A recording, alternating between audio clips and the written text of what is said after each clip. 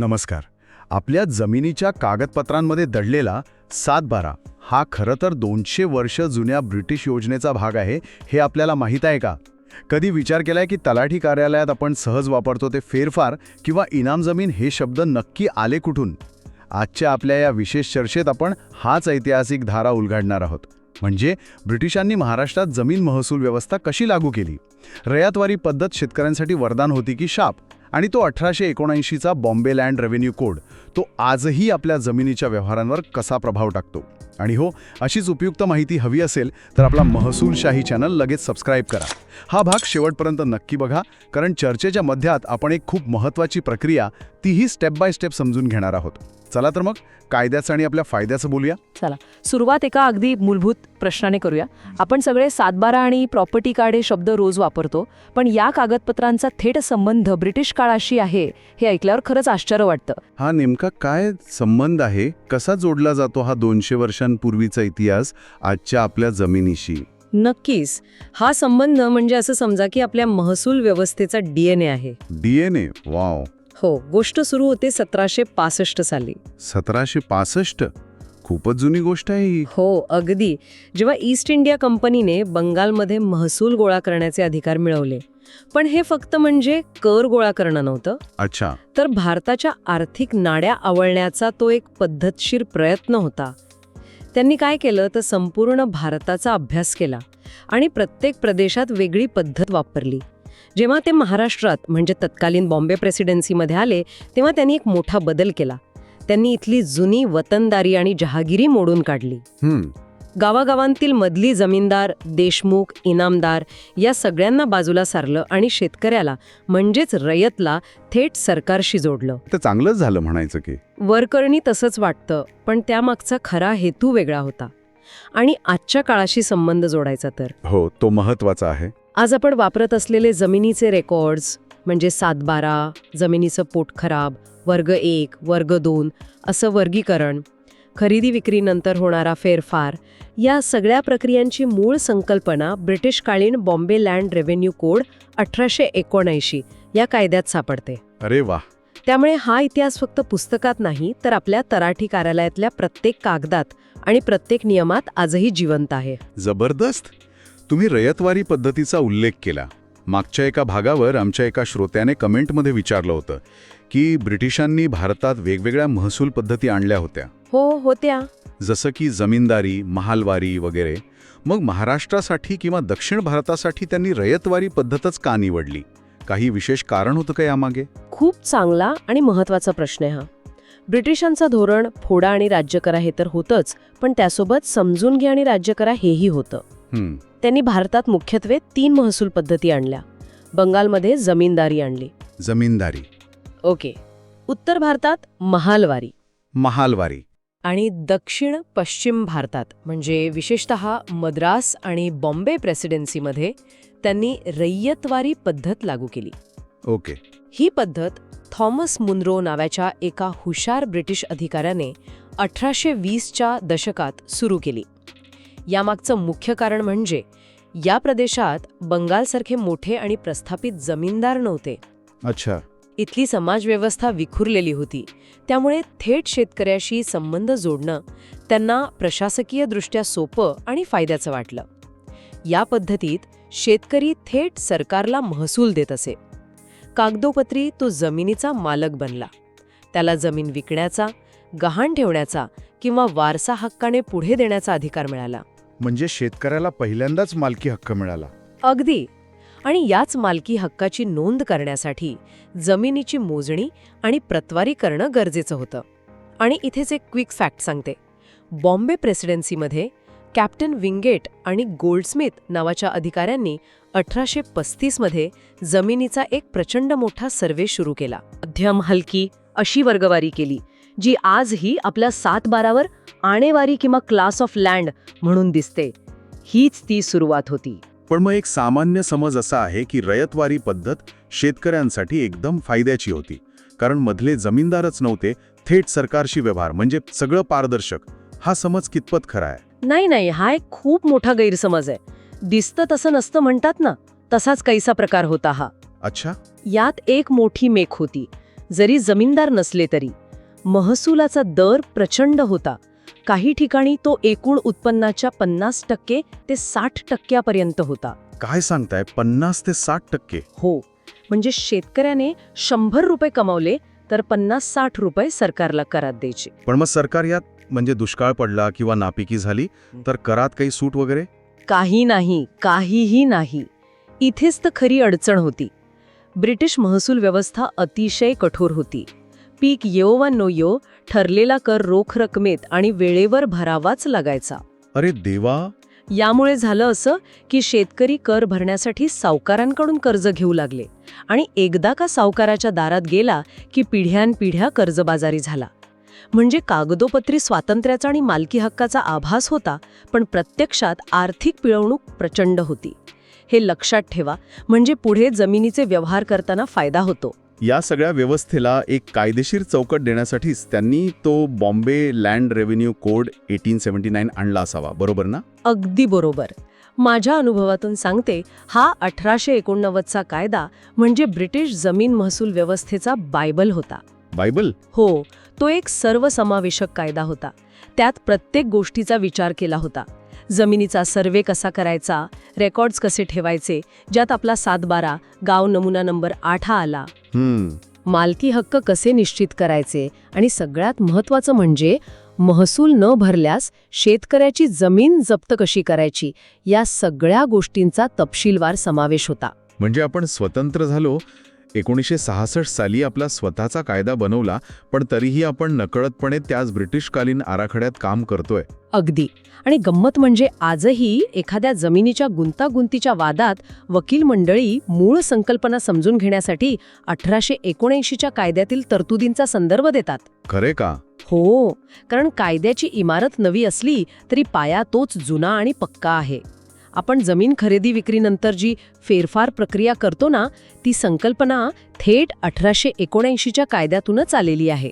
आपल्या श्रोत्यांपैकी कोणाच्या घरात असे जुने ब्रिटिशकालीन जमिनीचे कागद आहेत का? असतील तर कमेंटमध्ये नक्की सांगा. आणि हो, चर्चा आवडत असेल तर महसूलशाही चॅनलला सबस्क्राईब करायला विसरू नका. आमच्या गावात अजूनही इनाम जमीन किंवा वतनदारांची जमीन असे शब्द वापरले जातात. आणि अशा जमिनी विकत घेताना लोक 10 वेळा विचार करतात. यामागेही काही ब्रिटिशकालीन इतिहास आहे का? 100%. यामागे एक रंजक आणि तितकाच महत्त्वाचा किस्सा आहे. अच्छा. ब्रिटिशांनी 1850च्या दशकात इनाम कमिशन नावाचा एक आयोग नेमला होता. त्यांचं काम होतं गावातील जुन्या वतनदारांना, म्हणजे पाटील, कुलकर्णी, देशमुख आणि ज्यांना पूर्वीच्या राजांनी जमिनी इनाम म्हणून दिल्या होत्या, त्यांची चौकशी करणे. चौकशी म्हणजे नक्की काय करायची ते? कल्पना करा, पिढ्यानपिढ्या गावचे पाटील म्हणून जमीन कसणाऱ्या कुटुंबाला अचानक एक ब्रिटिश अधिकारी विचारतो, तुमच्या मालकीचा कागद किंवा सनद दाखवा. अरे बापरे. त्या काळी असे कागदपत्रे व्यवस्थित ठेवण्याची पद्धतच नव्हती. अनेकांकडे पिढ्यानपिढ्या चालत आलेले मौखिक अधिकार होते.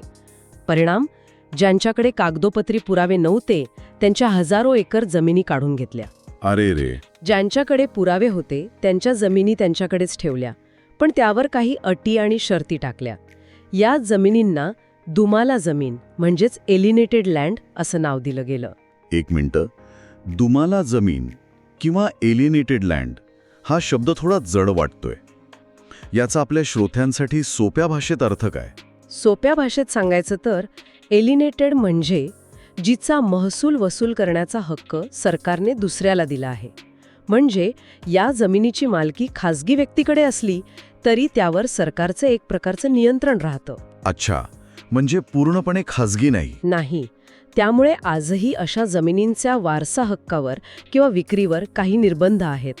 अनेकदा अशा जमिनी विकायच्या असतील तर जिल्हाधिकाऱ्यांची परवानगी लागते आणि याचे रेकॉर्ड आजही एलिएशन रजिस्टरमध्ये ठेवले जाते. वा, ही माहिती ऐकल्यानंतर अनेक जण आपल्या जमिनीच्या जुन्या रेकॉर्डबद्दल नक्कीच विचार करतील.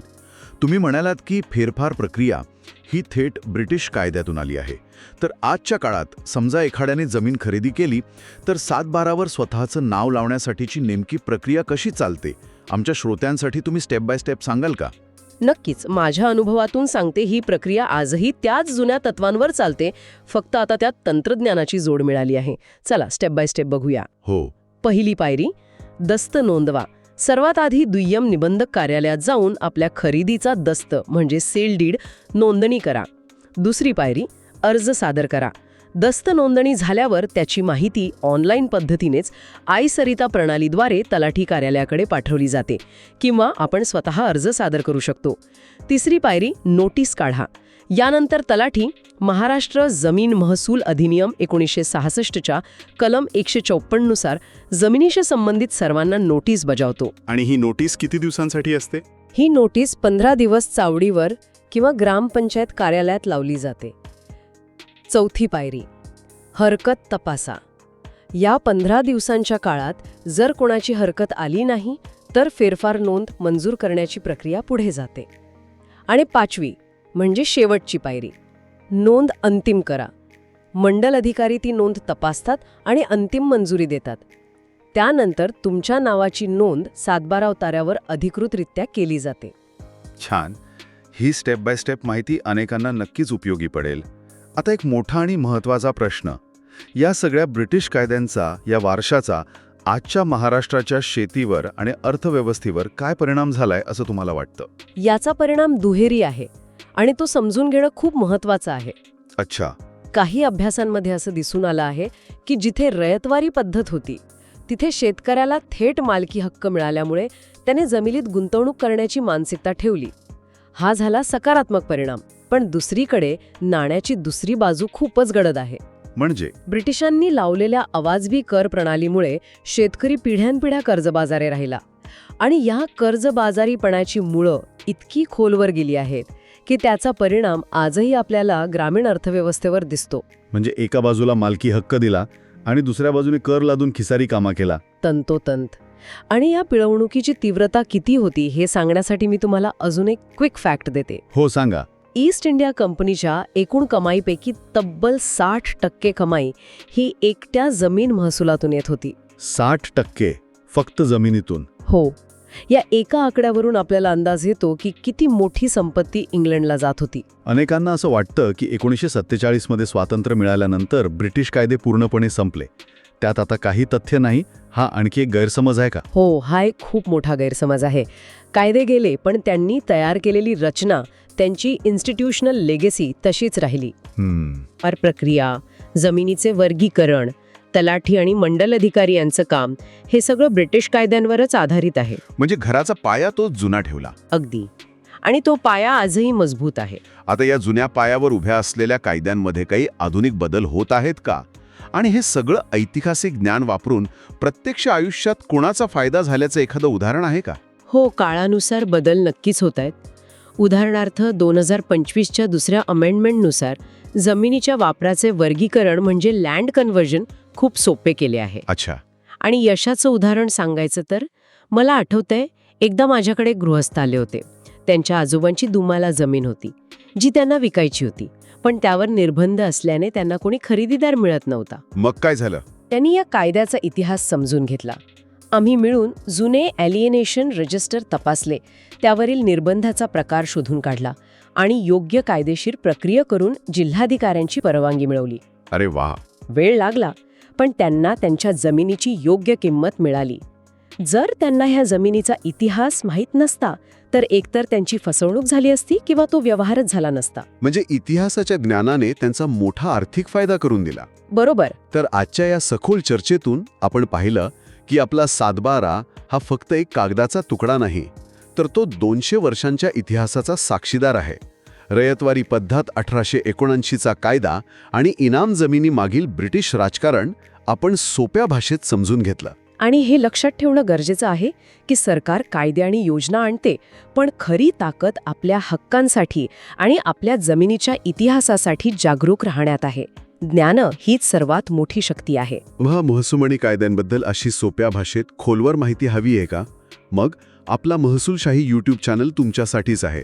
लगेच सबस्क्राईब करा.